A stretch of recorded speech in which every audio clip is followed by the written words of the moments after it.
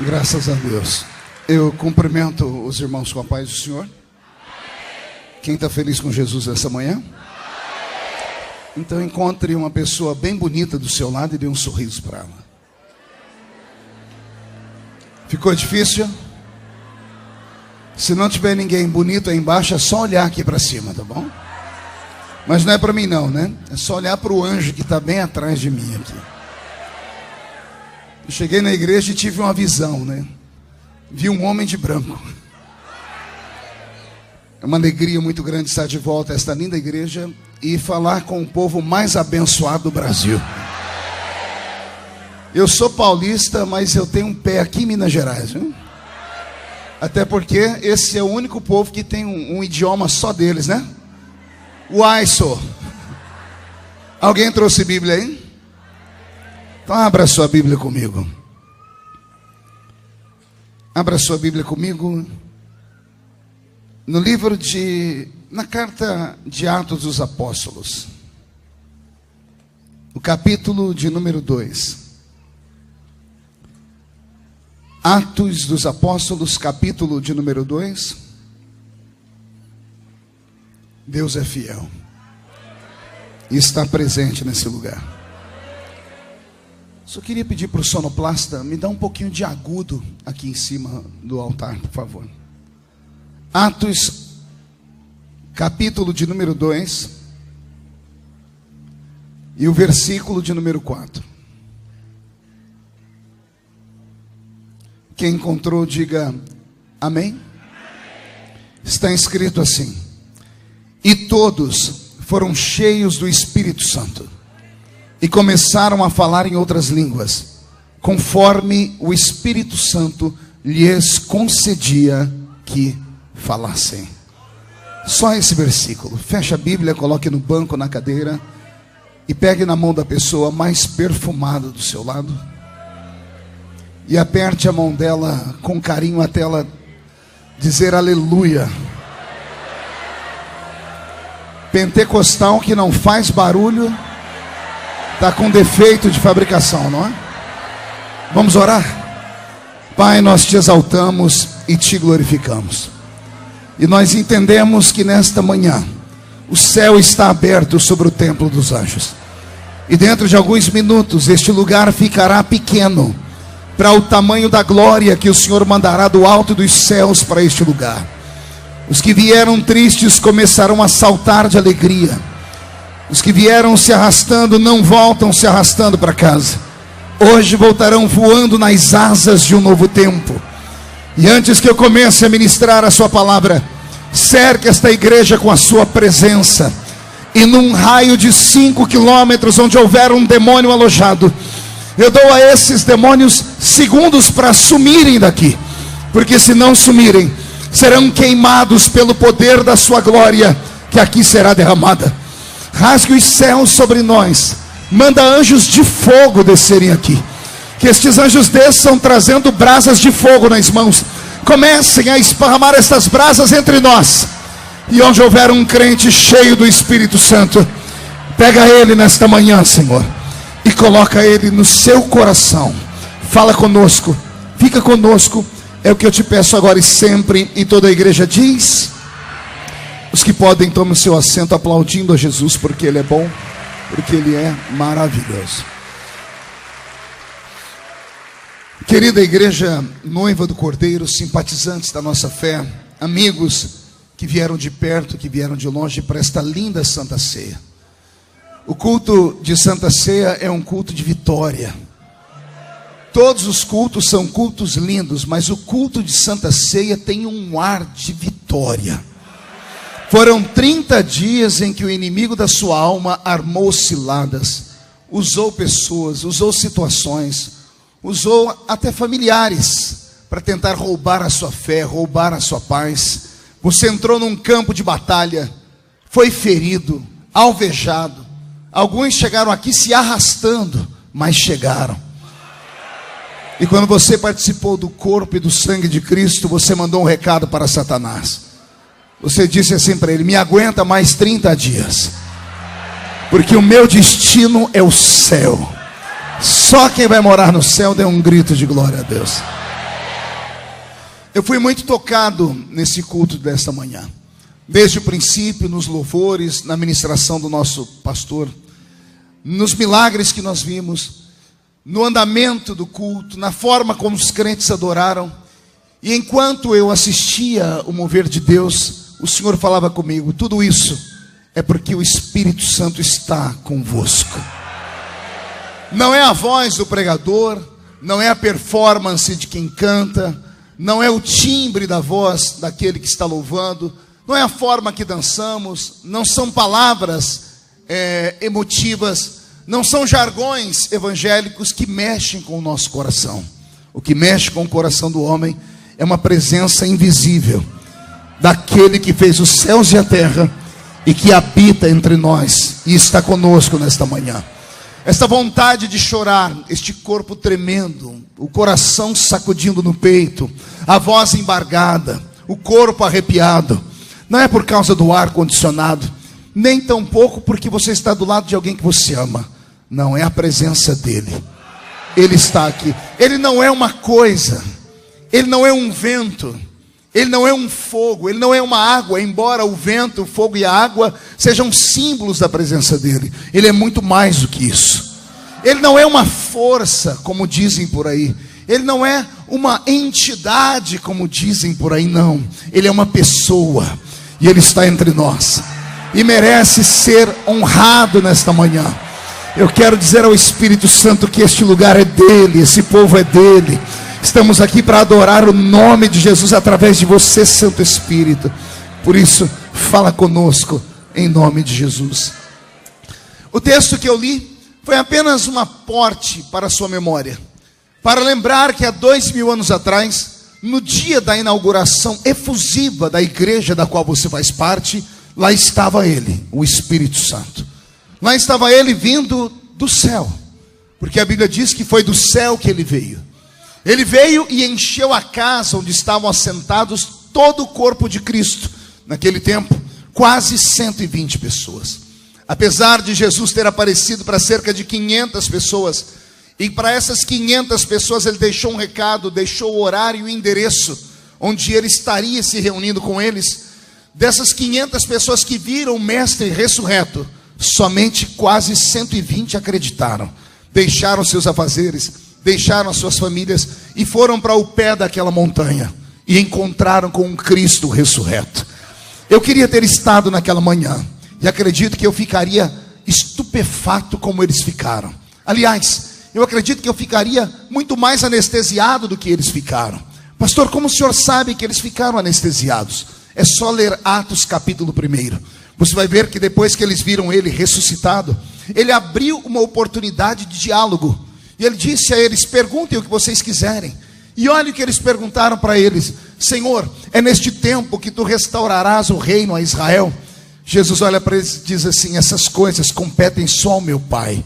E já que não tem diálogo, é melhor vocês irem para Jerusalém, esperem lá, até que do alto sejam revestidos do poder de Deus. Os discípulos estavam tão atemorizados, estavam tão emocionados, que quando viram ele, perderam o senso. Poderiam ter perguntado para ele do céu, poderiam ter perguntado para ele do seio de Abraão, afinal ele tinha morrido, tinha ficado 3 dias no seio da terra. Poderiam ter feito perguntas extraordinárias, mas eles se perderam. Por quê, pastor? Porque eles estavam diante de um mistério, estavam diante de um milagre. Imagine vocês que 43 dias antes desse episódio, eles encontraram ele pendurado no alto de uma cruz. Ele estava com o corpo desfigurado. Ele tinha mais de 400 cortes no seu corpo. Eles ouviram ele gemer. Eles ouviram gritos de dores do alto da cruz. Eles ouviram ele olhar para o céu e perguntar: Pai, onde tu estás? Eles ouviram aquela oração que não conseguiram compreender, porque Jesus fez em um idioma extinto, em aramaico, quando ele olha para o céu e diz: Eloi, Eloi, lama sabachthani.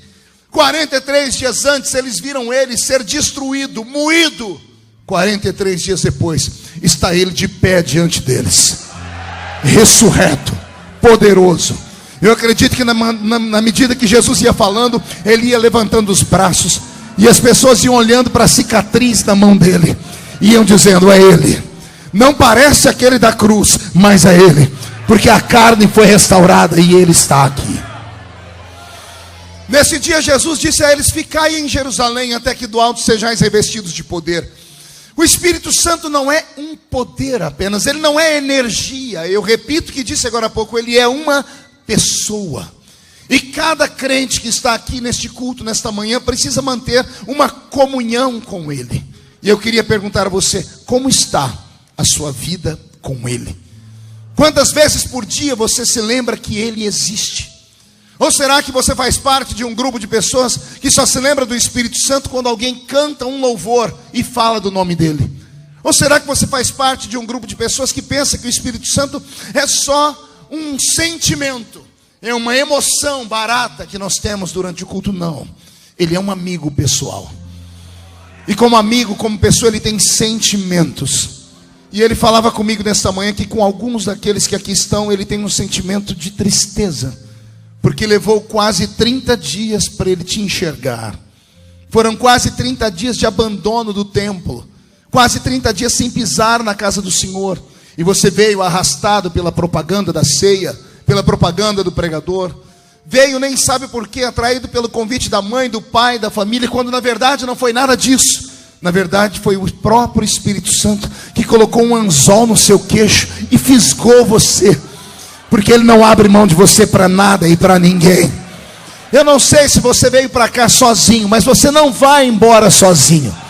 Quando você descer por aquela escadaria, a presença dele vai com você. Esse dia será diferente e esta semana será poderosa. Algumas pessoas vão pegar você no volante do seu carro, parado no semáforo, chorando, falando em línguas. Alguns vão achar que você está louco, mas não será loucura. É você se lembrando de que você não está sozinho jamais. Você entrará na escola e a presença dele irá com você. Você caminhará pelas ruas de Belo Horizonte e a presença dele irá com você. Todo mundo gritando crise, só você sorrindo gritando Cristo, porque o Espírito Santo está com você. É ele quem se move no nosso meio. Quando eu abro a Bíblia em Atos capítulo 2, eu não estou abrindo a Bíblia apenas em uma história. A Bíblia não diz que o Espírito Santo desceu sobre aqueles homens apenas para dar a eles uma emoção, não. O que acontece em Atos capítulo 2 é um reflexo do que aconteceu no livro do Gênesis, do 1º ao 8º capítulo. Do 1º ao 8º capítulo da Bíblia nós temos a degeneração do ser humano. Nós temos o homem se perdendo. Nós temos o homem morrendo por dentro. Nós temos o homem perdendo a comunhão com Deus. Nós temos o homem perdendo o seu status de filho de Deus. Nós vemos o homem se curvar diante daquilo que o diabo colocou diante dele. E o homem cai em miséria, em pecado. E é o próprio Deus que vem a um homem justo na terra. A terra toda, Deus só encontrou um. E a esse justo Deus disse a ele: o meu espírito não ficará para sempre com o homem. O meu espírito não contenderá mais, não lutará mais com o homem para trazê-lo à minha presença. Senhoras e senhores, irmãos em Cristo que aqui estão, o que nos difere dos anjos, o que nos difere dos animais irracionais, é esse dispositivo que temos dentro de nós. Os animais não têm espírito de maneira alguma, só são alma. Os anjos têm espírito, mas só em forma de fôlego de vida. Somente o homem tem dentro de si, além do seu próprio espírito, o Espírito Santo de Deus. Só o homem tem isso. Os animais não têm, os anjos não têm, os demônios não têm. Mas esse mineiro que está sentado do seu lado, comedor de arroz, de feijão com farinha, esse mineiro, quando abre a boca para dizer Deus é Pai, só faz isso porque o Espírito Santo se move dentro dele. Eu queria que você se abrisse neste momento para sentir a presença dele. Eu imagino que ele está ficando feliz. Ele entrou triste porque há muito tempo não te via, mas bastou o pregador começar a te dar algumas palavras e você começou a se lembrar de que você só é o que é porque ele está dentro de você. O Espírito Santo é tudo que nós temos. Posso ouvir um grito de glória a Deus? Robson, mude a música para mim. Se você abrir a sua Bíblia Sagrada, no Velho Testamento inteiro, você vai compreender o que eu estou dizendo. Lá no Gênesis, o meu Deus arrancou o Espírito Santo da terra, e a raça de seres humanos que se levantou eram seres humanos horríveis, que não mereciam nem o olhar de Deus. Esconde lá a sua atenção. Se você ver os homens que vieram depois de Noé, os homens que construíram, por exemplo, a Torre de Babel, liderados por Nimrod, A Bíblia diz que Nimrod era um poderoso caçador, mas isso não é um elogio. A palavra poderoso caçador significa um homem violento e assassino. Nimrod foi um homem tão violento no seu tempo que matou o próprio pai para dormir com a mãe e ter filhos com ela. A raça de seres humanos que se levanta na terra sem a presença do Espírito Santo não podiam nem ser chamados de seres humanos, porque o homem que não tem a presença do Espírito Santo dentro dele, ele se iguala ao nível dos animais irracionais. Ora, uma vez perguntaram para mim: pastor, na sua mente, no seu pensamento, qual é o maior símbolo de um homem sem o Espírito Santo nessa terra? Para mim, o homem sem o Espírito Santo, ele é muito parecido com um suíno, com um porco. Pergunte por quê? Só digo se todo mundo perguntar. Você sabia que porco não olha para cima? Você nunca vai ver um porco olhar para o céu. O pescoço dele não tem articulação para isso. Ele só olha para a terra. Por isso só se mete em porcaria. Por isso só se mete em coisas sujas. Por isso gosta de lavagem. O homem sem o Espírito Santo não consegue olhar para o céu. Ele acha que ele é dono do seu próprio nariz. Ele confia na força do seu braço. Ele confia na força da sua mente. Por isso que quando tudo dá errado, ele pega e dá um tiro na orelha. Porque ele é como um suíno. Pastor, e o homem que tem o Espírito Santo, qual é o símbolo dele? Se o homem sem o Espírito Santo é um porco que só olha para baixo, o homem que tem o Espírito Santo é como uma águia que só olha para cima. O homem que tem o Espírito Santo dentro dele é como uma águia.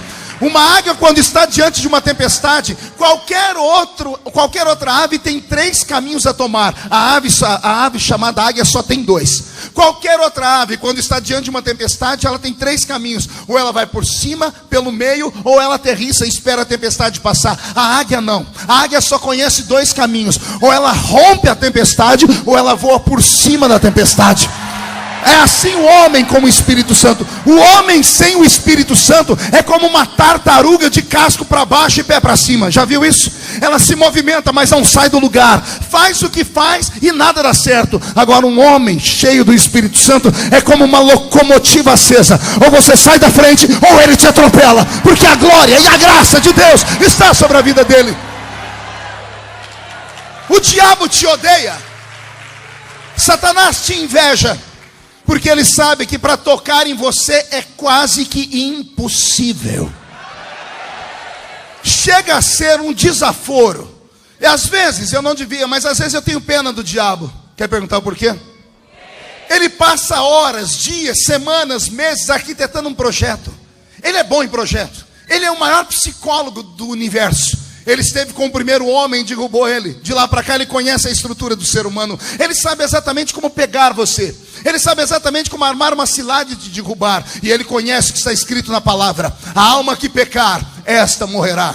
O salário do pecado é a morte. Ele sabe exatamente para onde você vai quando você erra. E ele vai, faz de tudo. E de repente todo o projeto dele, do nada, é destruído. Todo o projeto dele não funciona. Tudo porque em um culto como esse, ele não consegue tocar mais em você. Porque o Senhor tem pena dele. Eu vou te dar os exemplos e eu quero ver se você consegue ficar sentado ouvindo. Eu vou provar para você que o diabo, quando olha para você, ele sabe mais as autoridades que você tem do que você próprio. O diabo sabe mais a força que você tem do que você próprio. Se você soubesse quem você é e a autoridade que você tem, você não ficaria de ombro caído, nem com essa cara feia, parecendo que foi batizado num pote de vinagre. Vou provar para você que você é praticamente invencível. O diabo, para tocar em você, a primeira coisa que ele tem que romper é com um anjo que está do seu lado.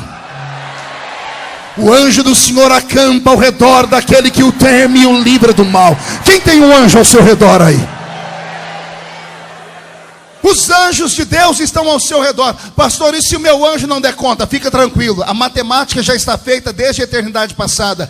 Caiu 1/3 dos anjos. Faz assim comigo, 3. Faz assim. Diga, caiu 1/3. Abaixa um dedo. Mostra para o seu irmão, diga, olhe para mim. Põe 3 dedos na cara dele. Diga, tinha 3/3 de anjo. Caiu 1/3. Desce um dedo. Diga para ele, sobrou 2/3. Pergunte para mim, o que significa isso, pastor? Para cada demônio que se levanta contra você, tem 2 anjos para quebrar ele no pau. Tem 2 anjos para arregaçar com ele.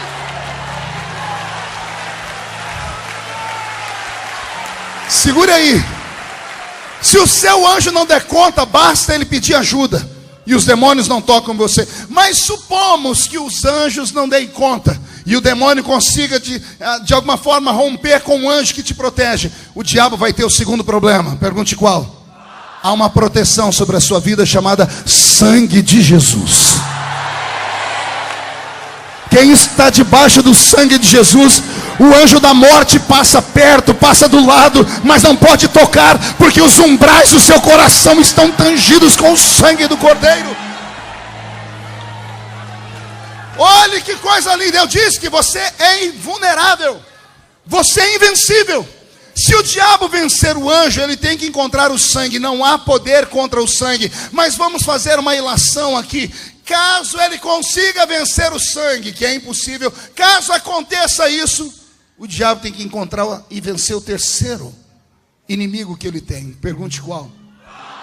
Aquilo que está dentro de você. Você é templo do Espírito Santo. Você entendeu o que eu disse? Demônios, para romperem com a sua vida, tem que vencer os anjos que te cercam, tem que vencer o sangue que te protege, e tem que vencer o próprio Deus que mora dentro de você. O que eu quero dizer com isso? Que você não precisa ficar chorando, você não precisa ficar triste. A luta que você está passando não é para destruição, é para fortalecimento. Todas as coisas concorrem para o bem daqueles que amam a Deus. Na vida do crente, tudo que acontece, ou acontece porque Deus mandou, ou acontece porque Deus permitiu. O diabo até queria, mas não pode tocar em você. Mas caso ele toque, aprenda: se ele romper essas barreiras, é porque Deus permitiu.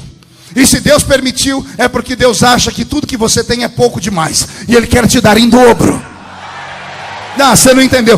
Tudo que você tem é pouco demais. Mas como é que Deus pode multiplicar? Só pode multiplicar se Ele deixar você passar por uma luta. Viste tu, meu servo Jó, homem temente. O diabo com inveja disse: também ele tem tudo, deixa eu tirar tudo. Deus disse: tira tudo, só deixa a vida dele.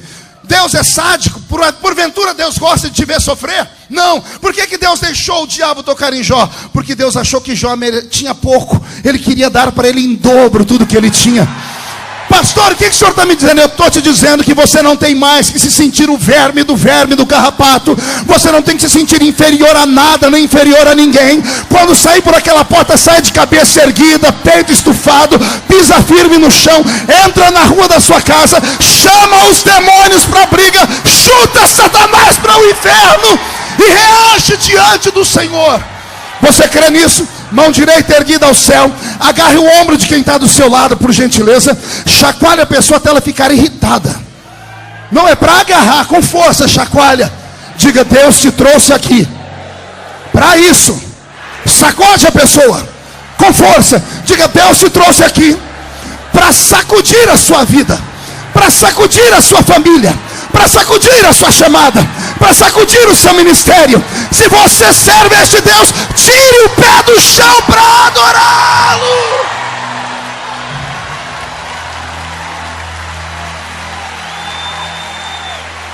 Ah, meu Deus. Sente aí. O homem perdeu o Espírito Santo no início da Bíblia. O meu espírito não estará mais com o homem. Deus, ao retirar o Espírito Santo do homem, tirou do homem o elo de ligação com o céu. O homem teve uma vida triste, vazia. O homem se tornou uma besta fera. A violência passou a fazer parte do seu cotidiano. O homem não olhava mais para o céu. E desde a eternidade passada, alguém lá no céu percebeu que o homem não podia ficar sem o Espírito Santo. Como assim, pastor? A Bíblia diz que Jesus Cristo intercede por nós desde a eternidade passada. O Cordeiro foi morto antes da fundação do mundo. Olha o que a Bíblia diz.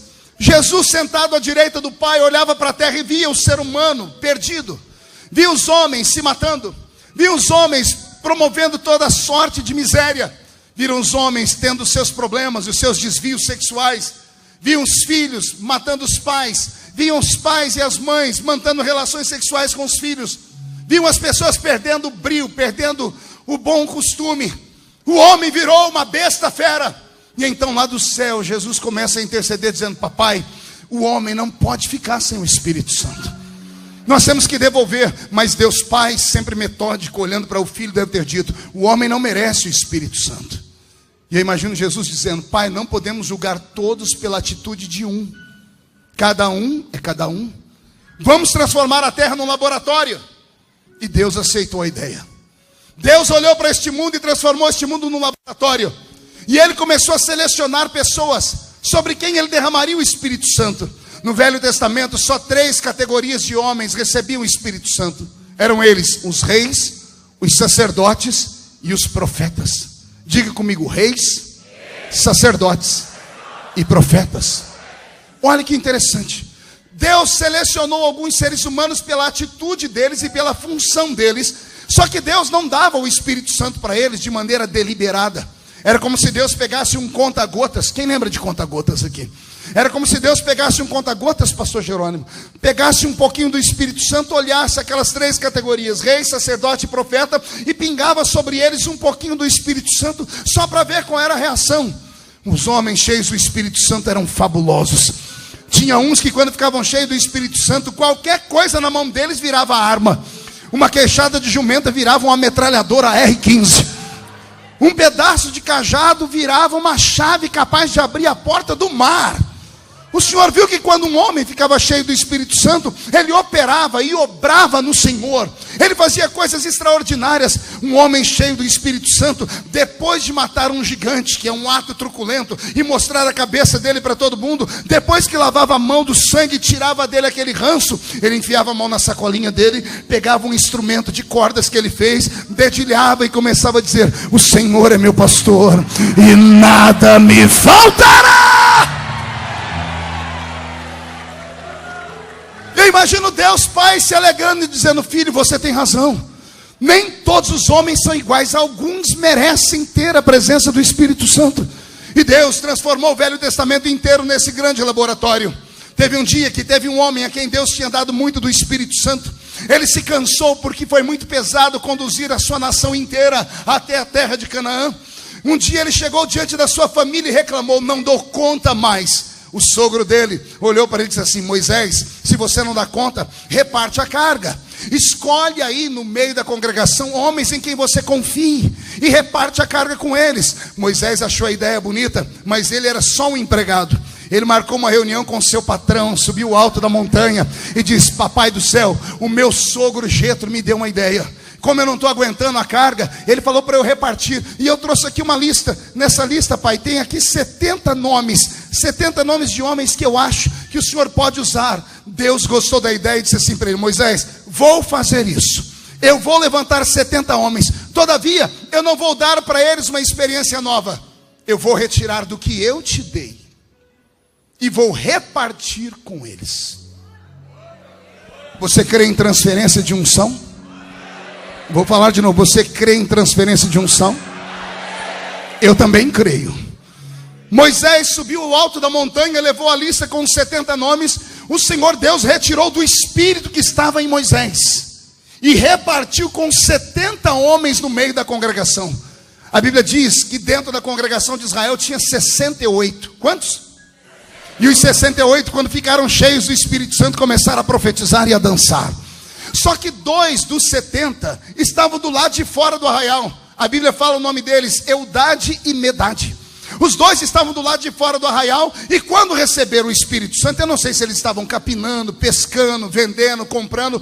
Quando o Espírito que saiu de Moisés entrou dentro dos 2, os 2 começaram a saltar e começaram a profetizar e começaram uma dança espiritual. Só os 2 sozinhos fizeram um culto. Só aquelas 2 almas. Estava passando no meio daquele caminho, justo naquela hora, um crente enxerido, que aqui em Minas Gerais não tem. Só tinha lá em Israel e na igreja que eu pastoreio. Lá onde eu pastoreio está cheio. Crente que, pelo amor de Deus, nunca tem nada, e quando vê alguém recebendo, ao invés de ir ajudar, sai falando mal. A pessoa tem a língua maior do que a minha gravata.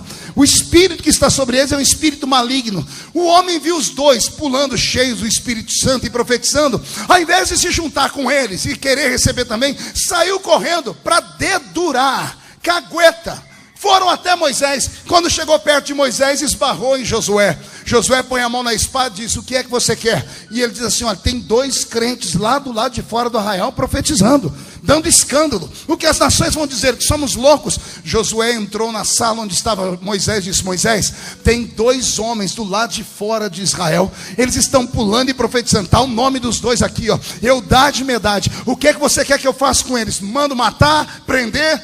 Josué olhou para Moisés e viu o velho Moisés ficar de pé, abrir um sorriso e falar assim: ah, Josué, quem dera não só os 2, quem dera não só os 68, quem dera todo Israel fosse cheio do Espírito Santo.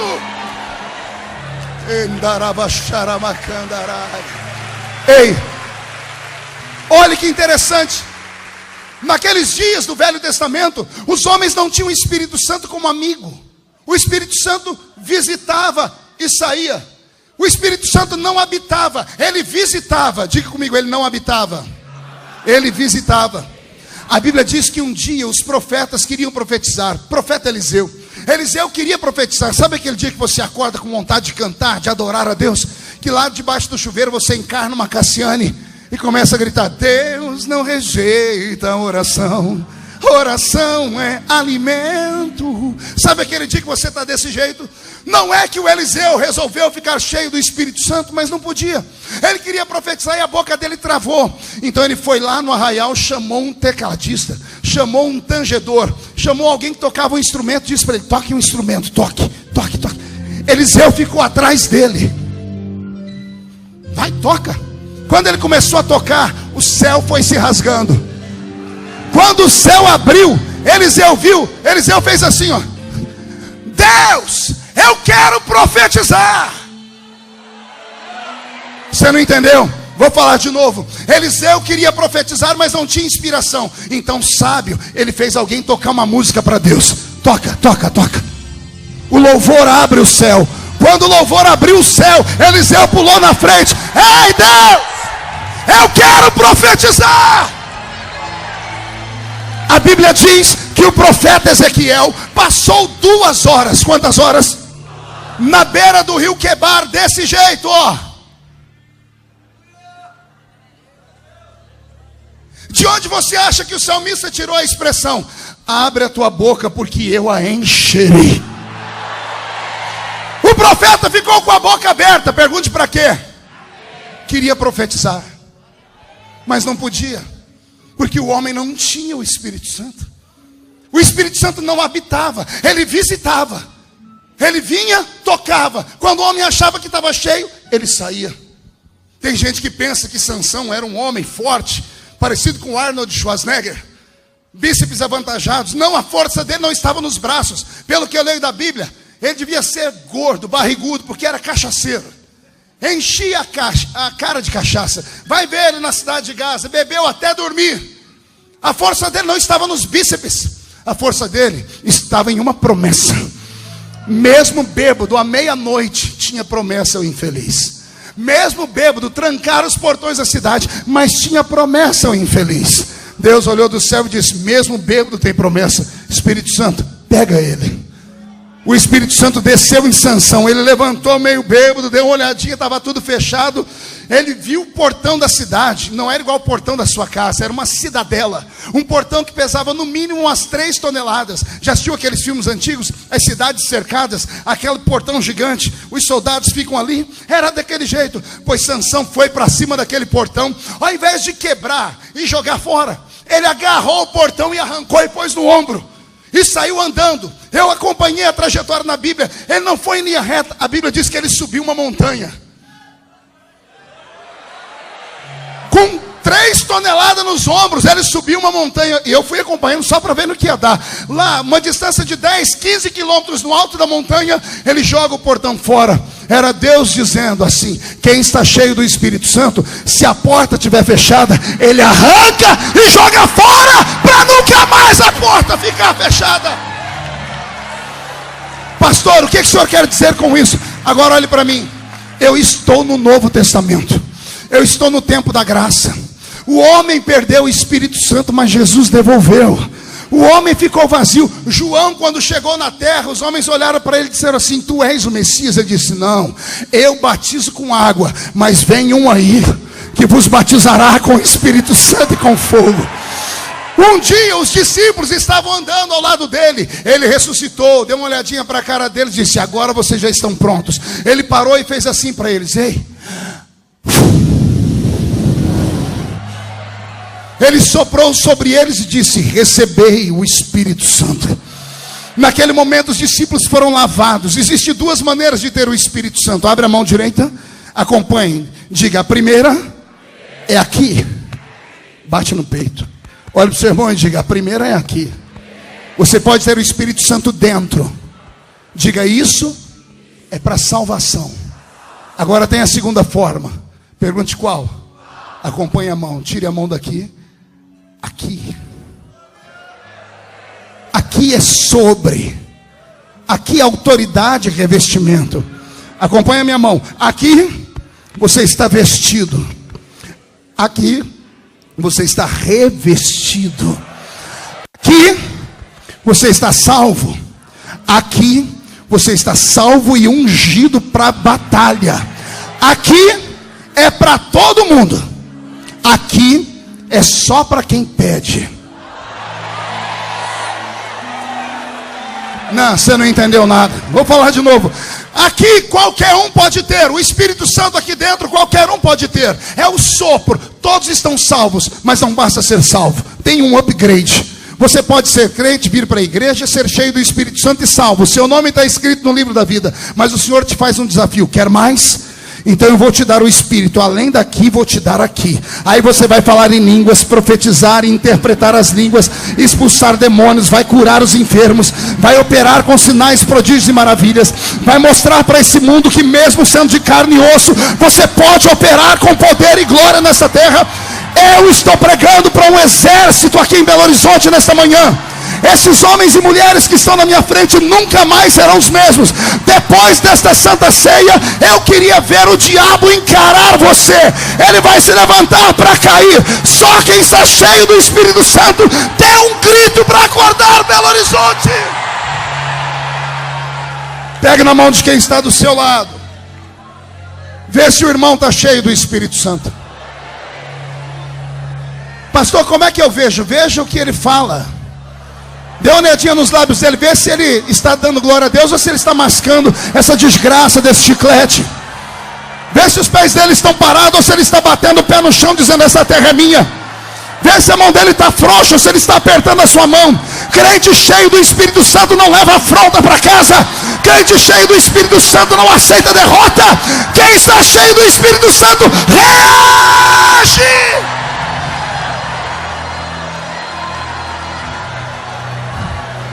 Você crê em milagres? Segure a mão do seu irmão, vou terminar aqui. Você crê em milagres? Eu profetizo que quando você for para casa hoje, adorando a Deus e conversando com o Espírito Santo, você vai se lembrar que você não tem sobre si um conta-gotas. Ele veio morar dentro de você e te deu uma fonte de água viva. Não é mais gotas. Agora a água viva jorra de dentro de você. Por onde você passar, a sua sombra curará os enfermos. Por onde você passar, o seu olhar vai transformar vidas. Por onde você passar, vai acontecer sinais, prodígios e maravilhas. Se você acredita nisso, aperte a mão do seu irmão e solte um brado de vitória. Um brado de vitória.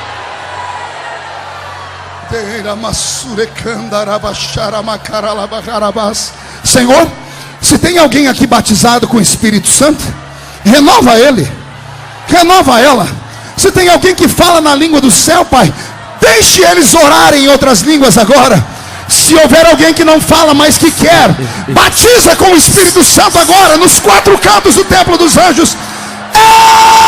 Agora!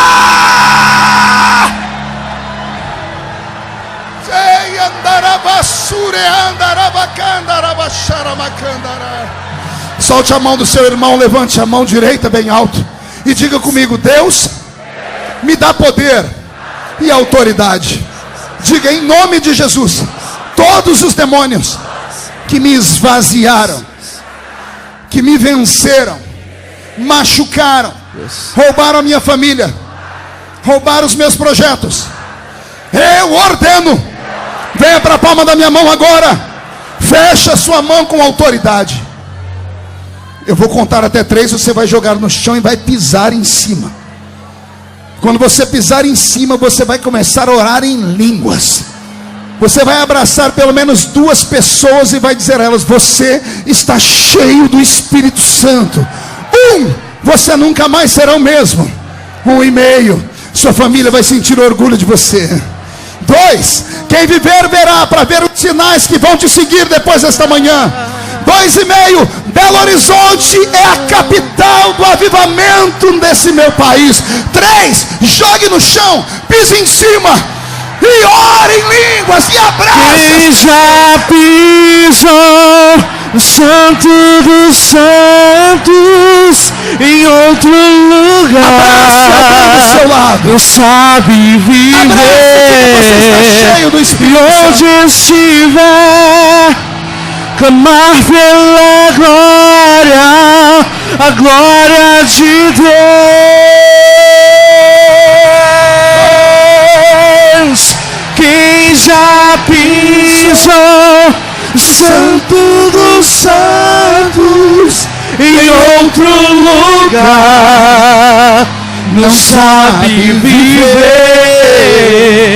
E onde estiver, clamar pela glória, a glória de Deus.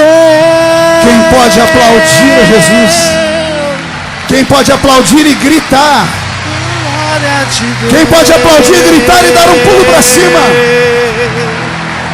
Quem está cheio do Espírito Santo? Senhor, eu encerro este pequeno sermão te agradecendo, porque tu és real, tu és verdadeiro. E eu profetizo que este dia será um dia especial, e esta semana será uma semana de surpresas e milagres, porque o amigo Espírito Santo caminhará conosco. E só quem crê dá mais um grito de glória a Deus e tome o seu assento aplaudindo a Jesus, porque Ele é bom.